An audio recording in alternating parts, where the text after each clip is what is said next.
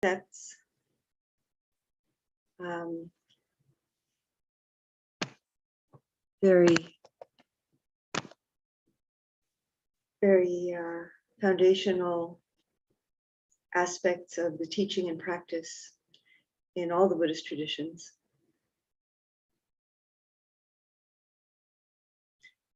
And so as we begin, one of the refuges, the three jewels are sometimes called, they're so precious. One of the refuges is Sangha. And what we're doing right now is gathering as a Sangha.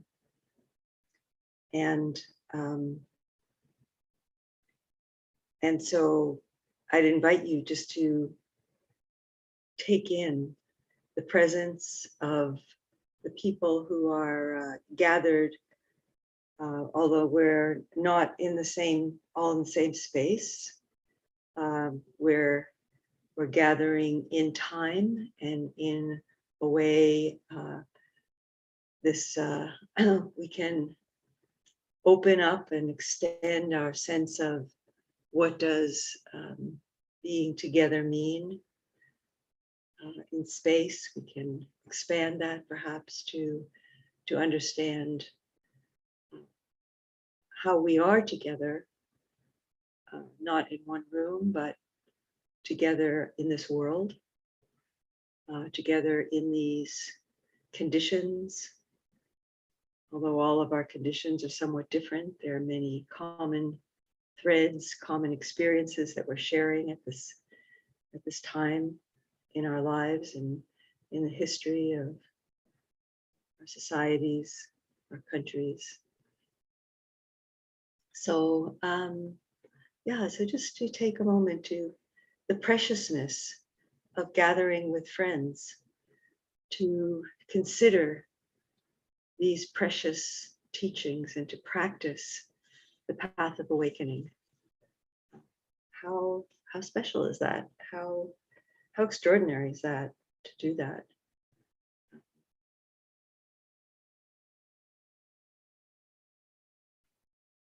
And who are these friends? These faces on the screen, these people that we've come to recognize. We know that we're joined in some common vision, but who are these very special people who are taking time out on a beautiful Sunday morning to practice together?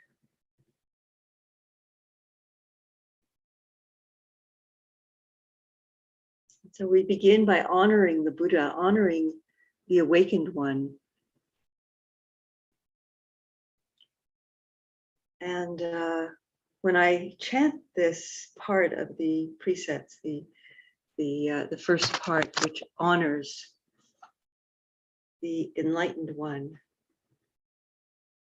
it always makes me question, what do I give honor to in my life? Do I honor the most clever? Do I honor the most powerful? Do I honor the most beautiful? Do I honor the one who's most articulate? Do I honor awakening and the awakened Buddha who is alive in each being? How do I honor that? So it kind of, all of these to me are inquiries as well as expressions of intention and faith. So please feel free to chant out loud if you wish, or to just follow along, whatever works for you, is most supportive for you. to enter into these refuges and precepts. Namo tassa bhagavato arahato samma sambuddhassa.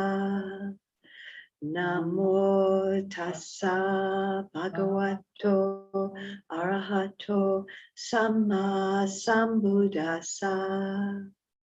Namo tassa bhagavato arahato samma sambuddhassa. Buddham saranang gacchami.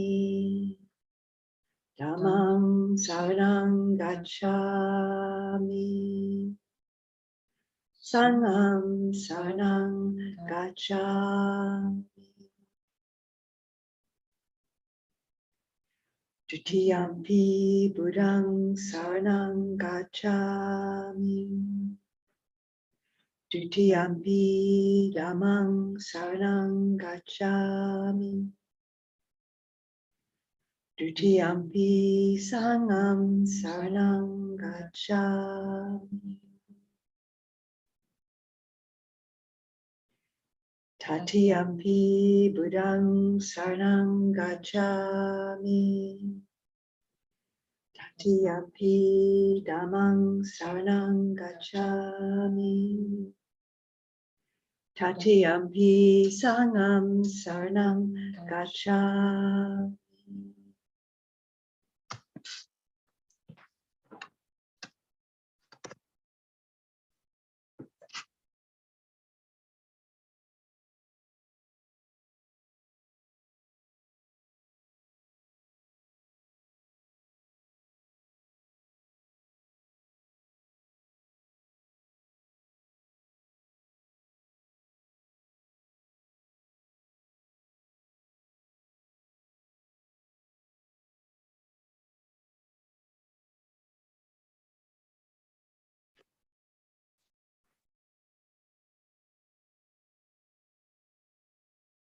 Panatipata Veramani Sikapadam Samadhiyami.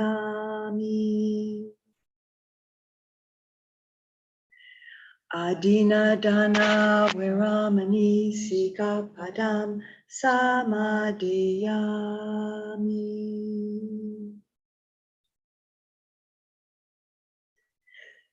Kamesu Michachara Veramani Sikapadam Samadhiyami.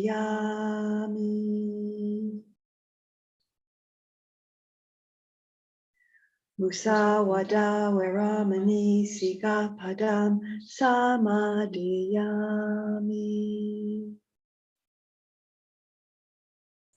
Sura Maraya Maja Pamadatana Veramani Sikapadam Samadhiyami.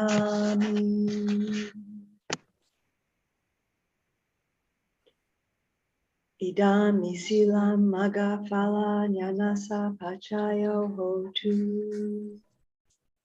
Sadhu, sadhu, sadhu, anumodami.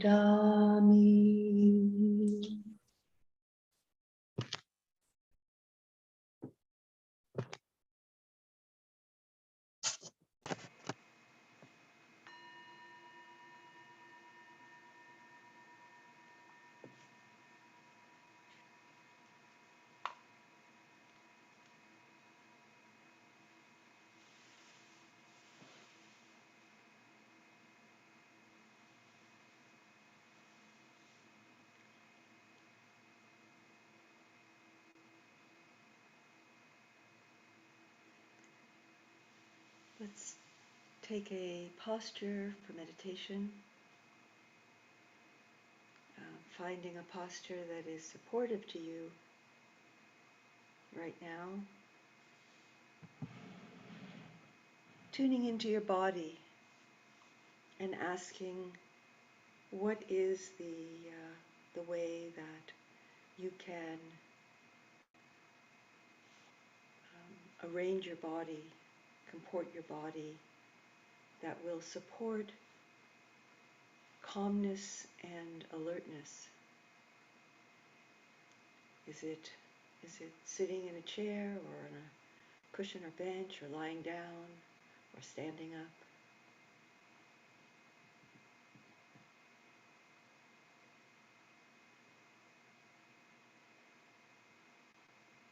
Do you need to add another cushion?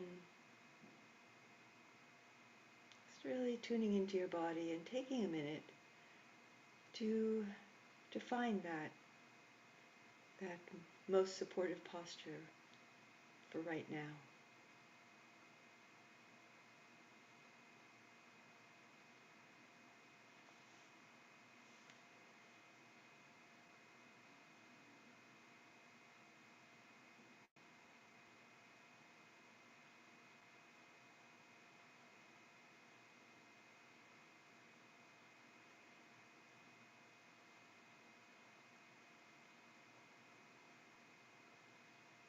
In a way, you could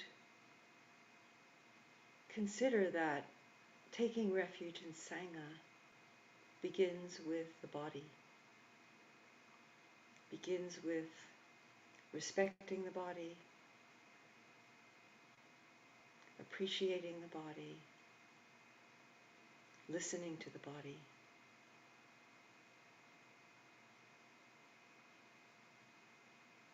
Making the body an ally, a friend in your practice.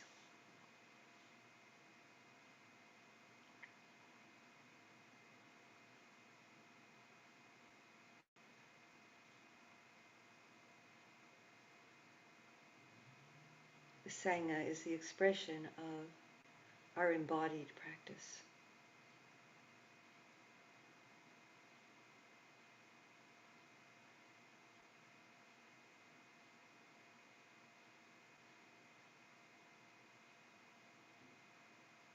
Our humanity.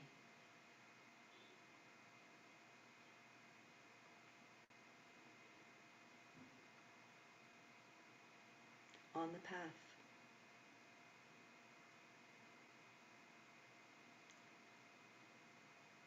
And so you can begin, I invite you to begin tuning into the body, asking, what is the body holding energetically right now? Is there anything? Is there sadness or anger or frustration or doubt?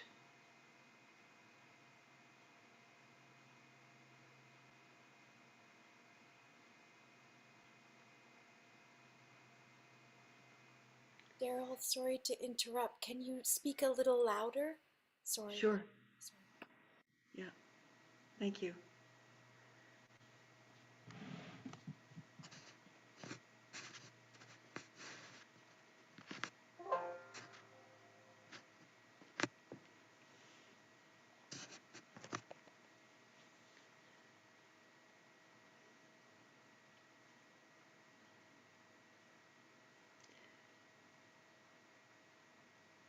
So checking into the body is a good way to welcome whatever it is that we're bringing to our practice right now.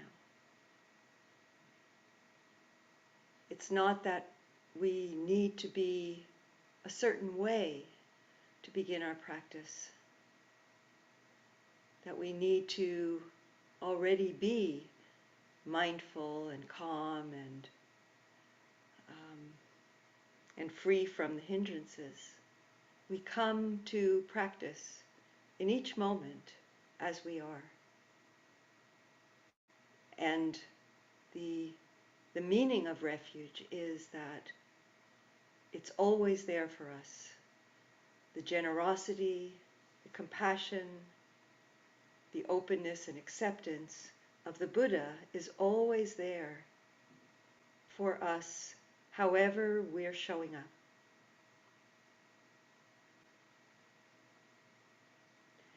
And that's within us. That generosity and compassion of the Buddha is not something that is outside that is also part of the refuge.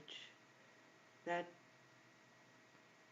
when we take refuge in the Buddha, we're taking refuge of that openness, compassion, acceptance, generosity to receive ourselves as we are in this moment, embodied, human.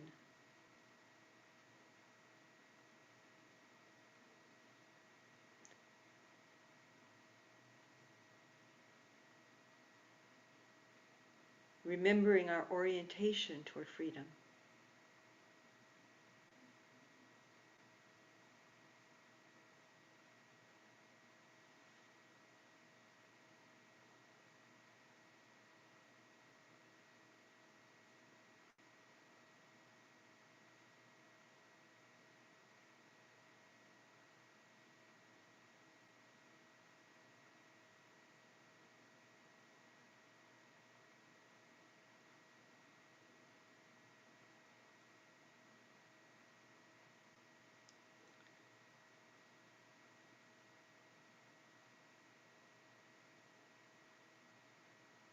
Feeling the body sitting on the earth, on Mother Earth.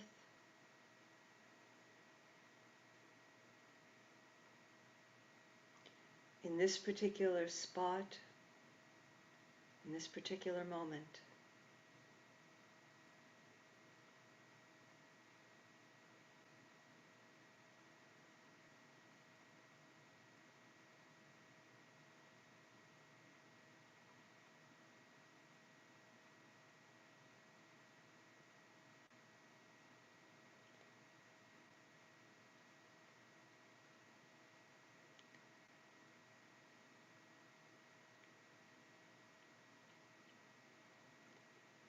And bringing a mindful awareness, a mindful presence to the body, to the posture, just feeling how is the body comported right now.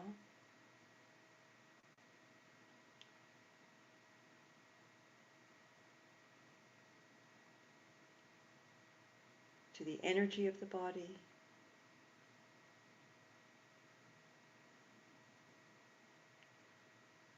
Bringing a mindful awareness to the inner experience of the body, the interoception, awareness of the aliveness of the body from the inside. However that might be emerging into consciousness, tingling, soreness, pressure, warmth,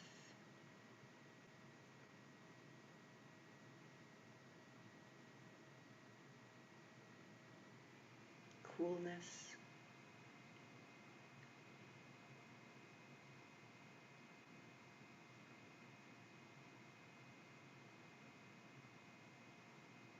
Contraction, expansion.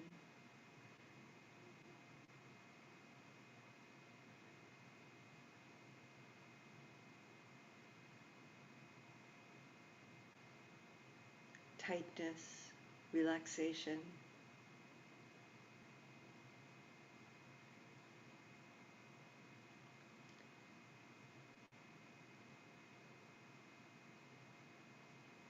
Feeling the breath moving in the body.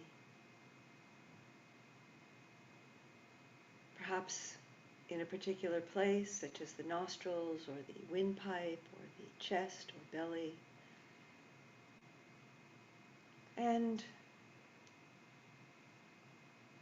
also the breath as a whole body experience.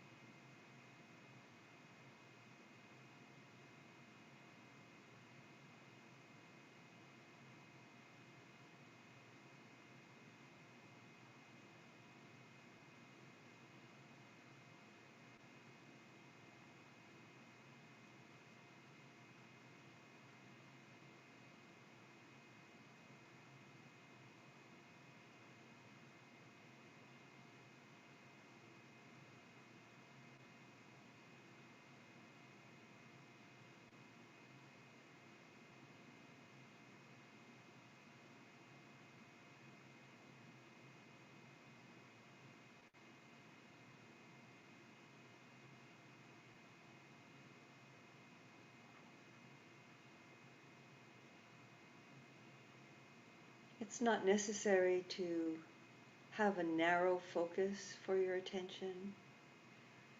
If it's helpful, you can focus on a particular place where you experience the breath. And as the mind stabilizes, you could explore how it is to open up your attention, to feel the whole body, and even to be aware of the space beyond the body.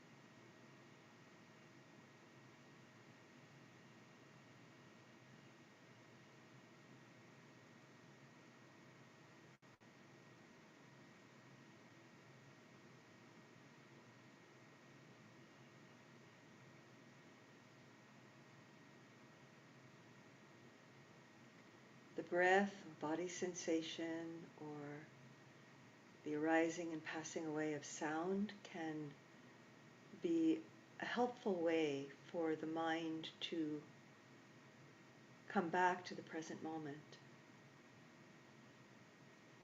Just feeling the body sitting on Mother Earth, or feeling the pressure of the hands on the lap, or the touch of the air on the skin.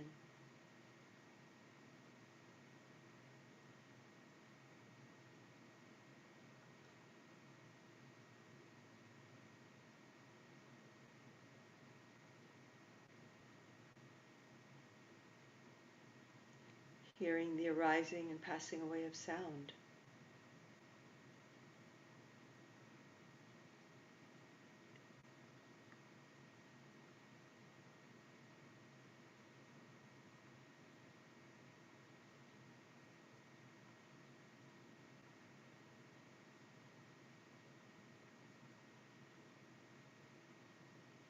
Sometimes when we focus on sound in meditation, there's the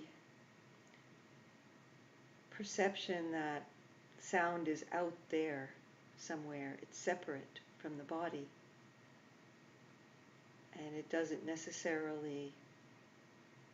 not necessarily experienced as an embodied experience. But of course, the experience of hearing is happening in the body.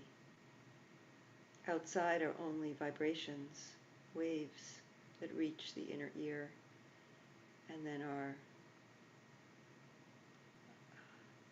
transmuted into sound by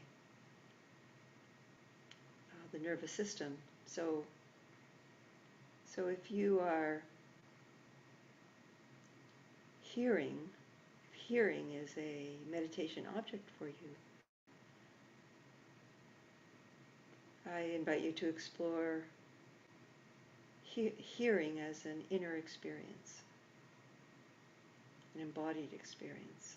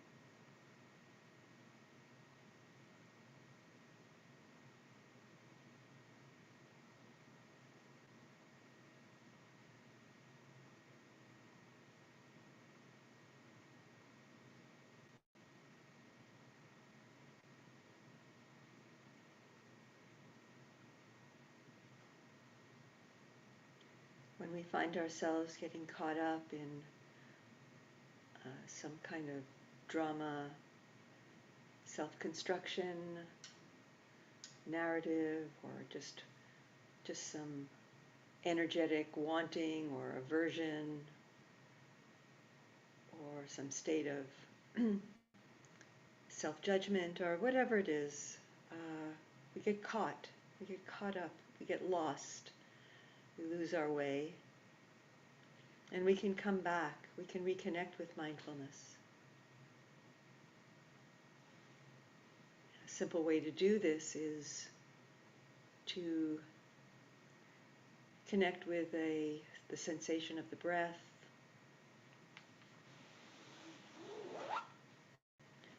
or a sensation, other sensation in the body, or sound.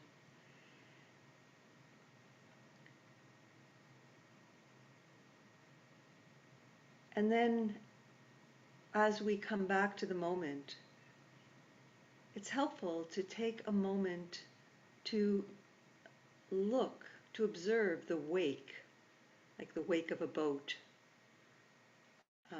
the waters that are disturbed as a boat passes through, and you can see the wake of the boat. To look at the wake of the disturbance of our mind.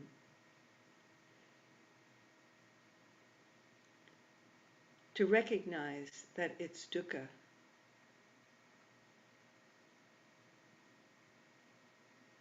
And to recognize what it is.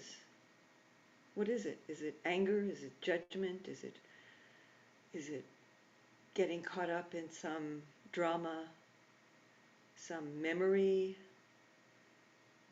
constructed perspective, perception of something that happened, or projecting into the future? So just looking at what is that, and discovering more and more, how does the mind work?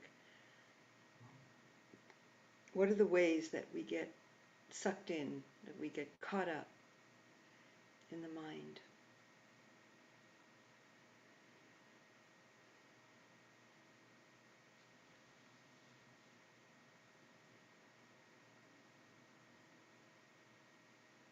And then come back. Connect with the breath, or the body sensation. These meditation objects are a way to transfer the attention from something that is afflictive and deluded to something that is more neutral.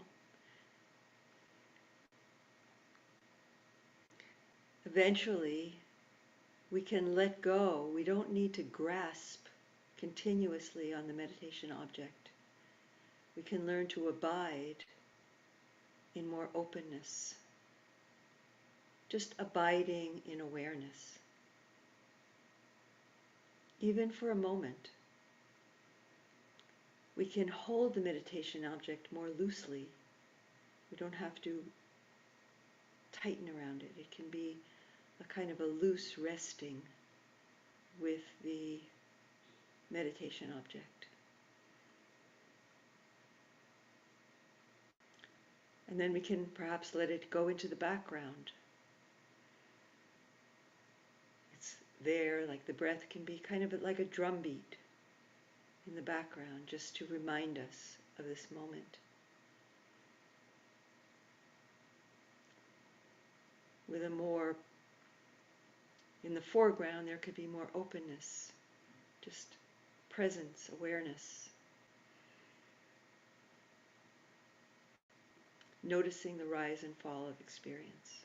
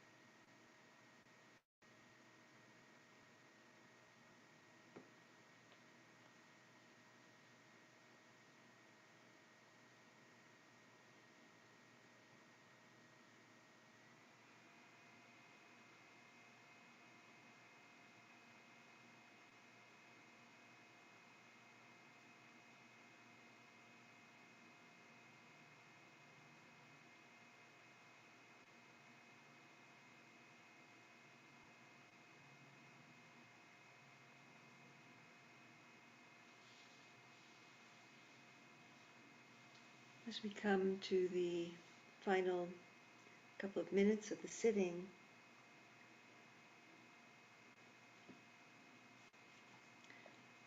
I invite you to touch again the memory of any moment of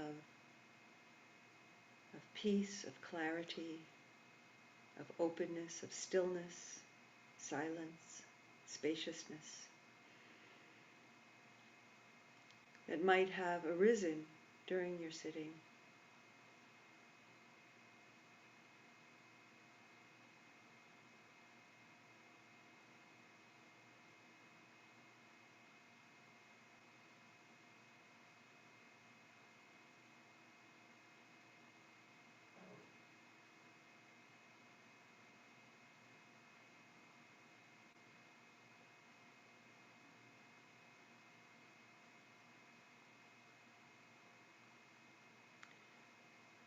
And really valuing that the blessing, the healing, the nourishing of those moments of letting go, of presence. And I invite you also to awaken the generosity to share the blessing of your practice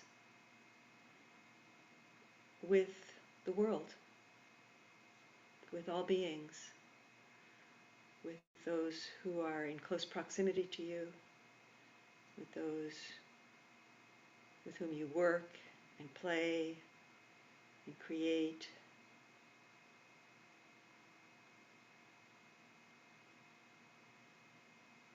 With those who are perhaps farther in widening circles, bringing to mind those who are struggling, suffering with loss, with violence, confusion.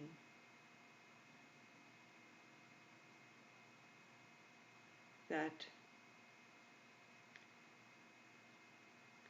this, in some way, the fruits of your practice can be of benefit, can serve and support and be a balm to those who need it.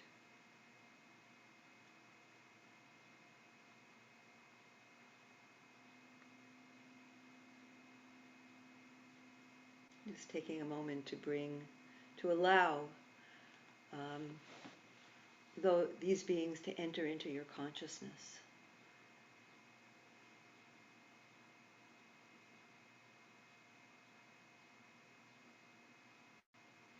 And to wish them well, grounded in the fruit of your practice, grounded in the aspiration of your practice.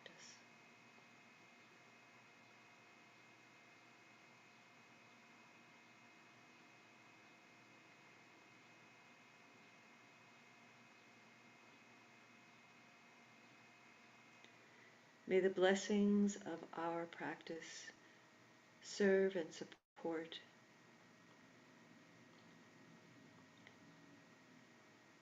the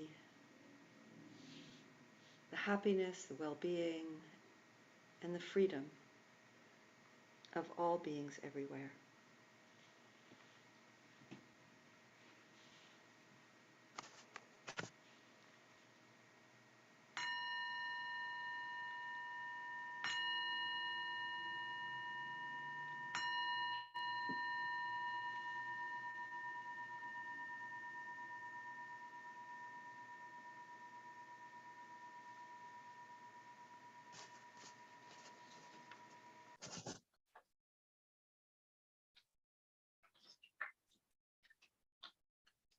So let's take a moment, friends, to just release the posture and stretch, and then like to share some thoughts and maybe open up some reflections with you.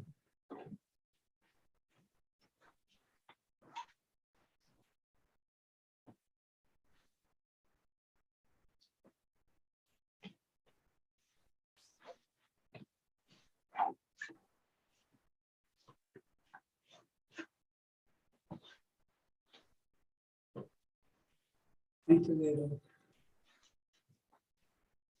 Thank you.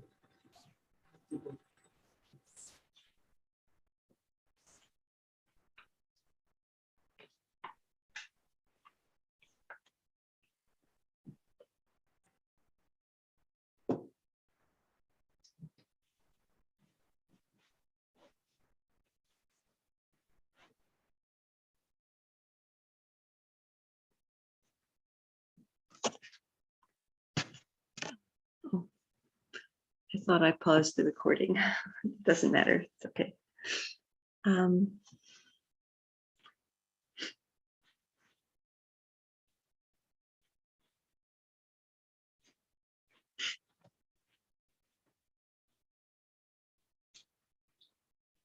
So I've been thinking about Sangha today. Sangha is one of the three jewels, and in contemporary Western Buddhism, it's been, I don't know about traditional Buddhism so much. I know that some teachers say that traditionally Sangha, has a kind of a focus of, the awakened community. Some monks in particular are limited to the monastic community, but certainly my understanding, and I think a very present understanding in the communities I practice in, is the communities of practice. And we can think of Sangha in widening circles. We have this Sunday Sangha, and we have the TNI Sangha, and we have, the Sanghas that are, around the world, people gathering in so many different ways to practice and learn and try to understand and live the path of freedom, the path to awakening set out by the Buddha 2,600 years ago. And it's not something that we do alone. It's not something that we can do alone.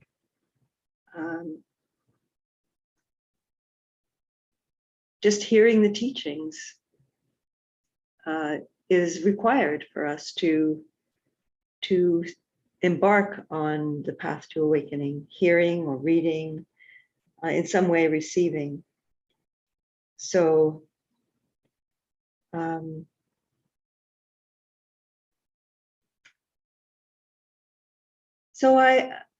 I wanted to ask you to think about, and maybe to reflect on,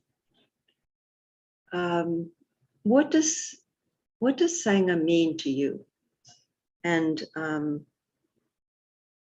when I ask the question, it can be understood, those questions, what does it mean to you, can be understood in different ways. Like, what is the meaning of it for you? How do you understand it? And also, how do you value it? Is it something that is important to you? Is it something that you think is essential for your life, for your practice?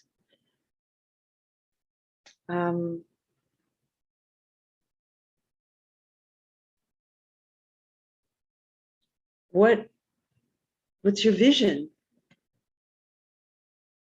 for Sangha? And visions evolve. So maybe you've thought about it. Maybe you're just beginning to think about it. I think, in my understanding, Sangha, there's a mutuality, which is at the heart of Sangha. It's not like I know certainly when I started going to different gatherings to practice Buddhist teachings, I wanted to receive something. There was something that I was looking for. And I I gradually also came to understand that Sangha was also something that I could contribute to. That Sangha was a context of mutuality, of giving and receiving.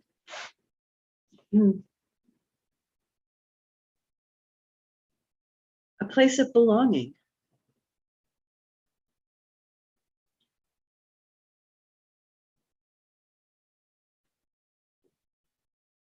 One of the questions that's been coming up a lot in different practice communities, different sanghas, is how can the sangha really be welcoming? You know, I mean, I value so much each one of you, each individual here. I am so glad of what the different expressions of humanity that each one of us brings in terms of our personal histories, our sexual orientation, our gender identity, our ethnic background. And I'm also very aware that in some way this little gathering is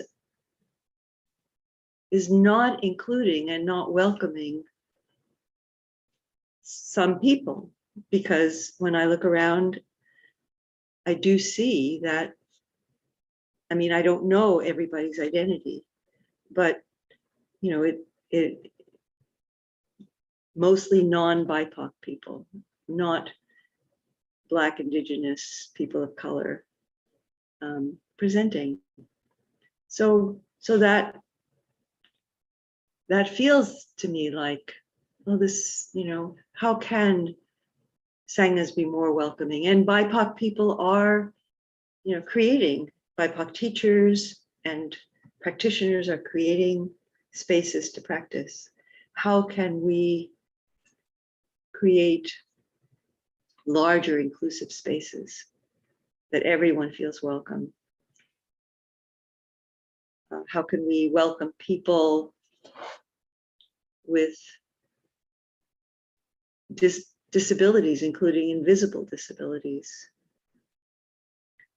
You know, are there ways that we're unconscious of that we're excluding people? There's this story of the Buddha that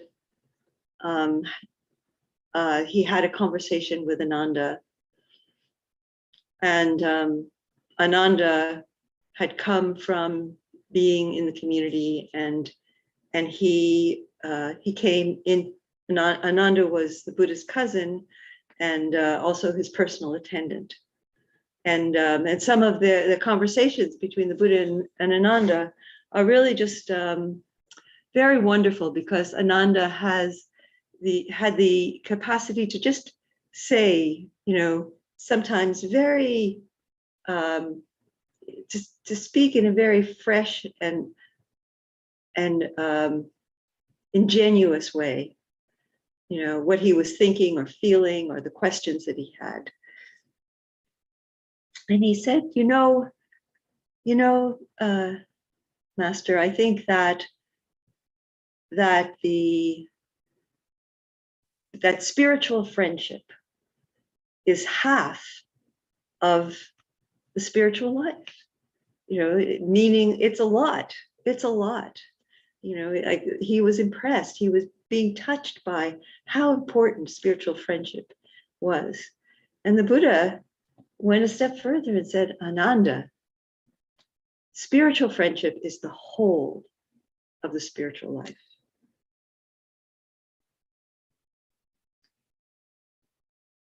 And to me, that is a koan. You know, like I think about that.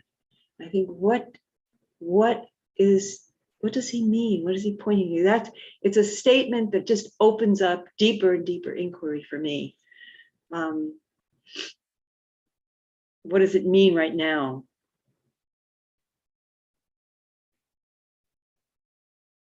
Because, you know, in my spiritual path, I've had a lot of ideas about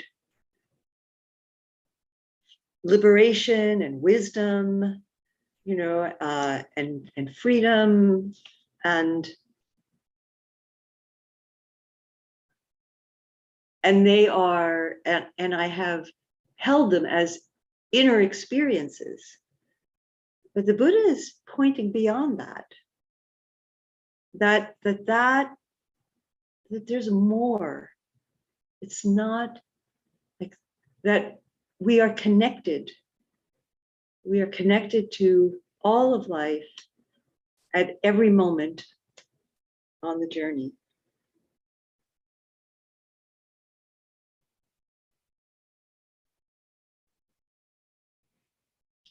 And perhaps, take a moment and think about, when have you experienced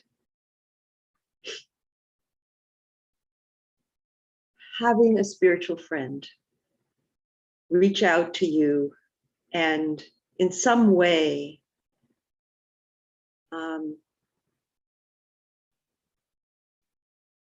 help you in a moment when you needed that?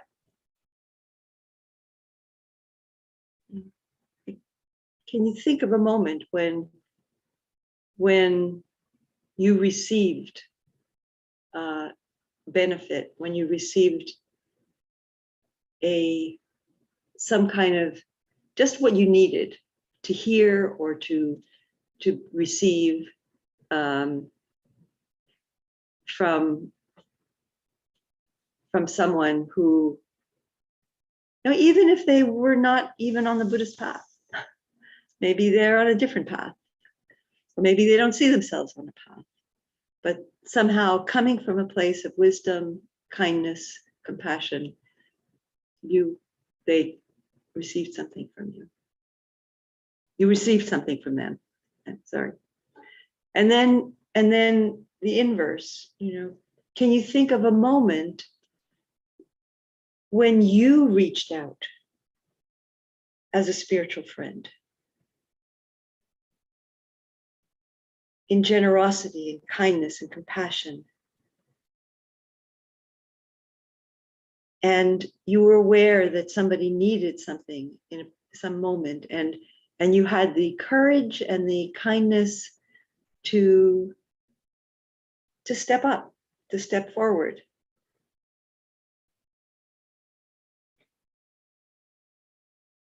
And how beautiful is that? How beautiful is that? I mean, that kind of connection in which we are helping each other wake up.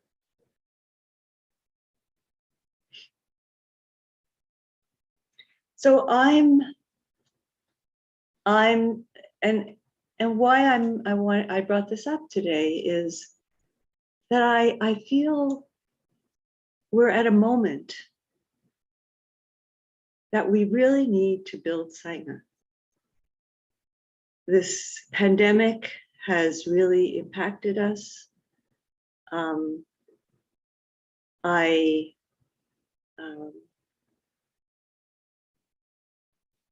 mean, just I had hoped that people would be coming and we would be gathering in person, because there's something really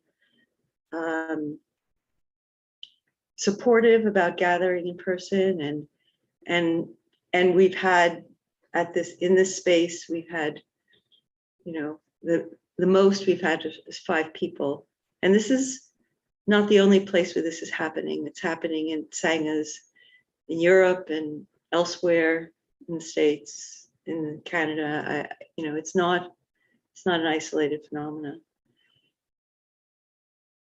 It's not just about gathering in person, but that's what kind of prompted me to really want to reflect on this and to ask you, each one of you, to think about, what does Sangha mean to you, and is it valuable, and how can we together strengthen this Sangha? I mean, is it something that, it's something I really want to do. It's something that's so important to me. I think we all need to belong. We need to understand that we belong. And we belong in many different ways. And belonging in a community oriented toward waking up is, I think, such an important part of how we can belong. So anyway, I've talked over the time for our large group.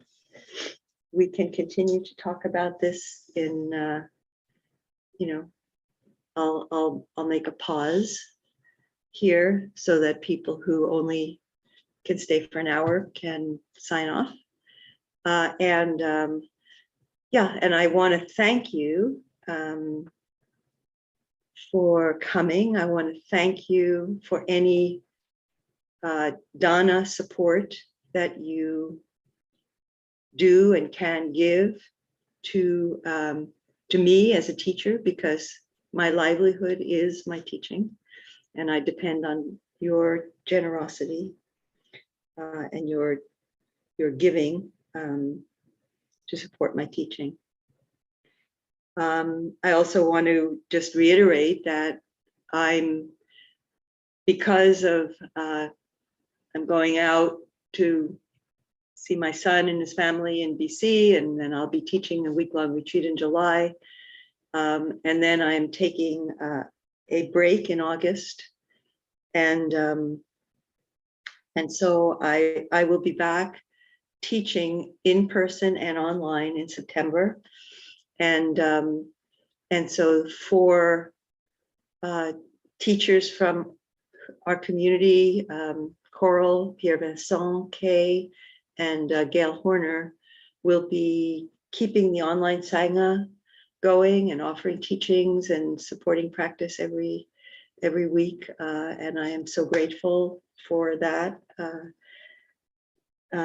Thank you for your generous support. I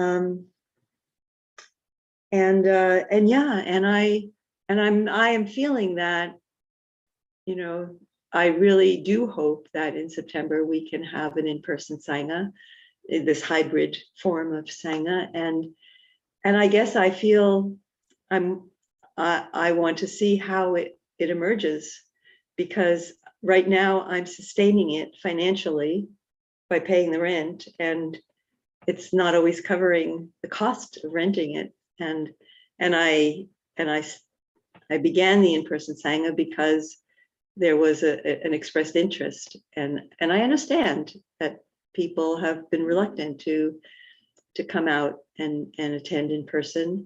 And also we have people coming from different parts of the country and from outside Canada to attend, and we definitely value that and want that to continue. So it is hybrid.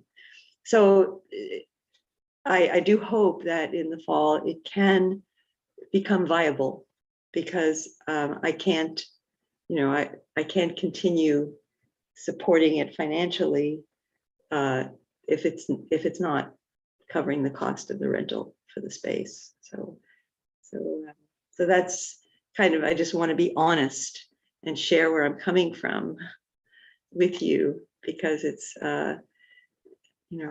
it's an important thing to let you know about, because it's our Sangha, it's not my Sangha.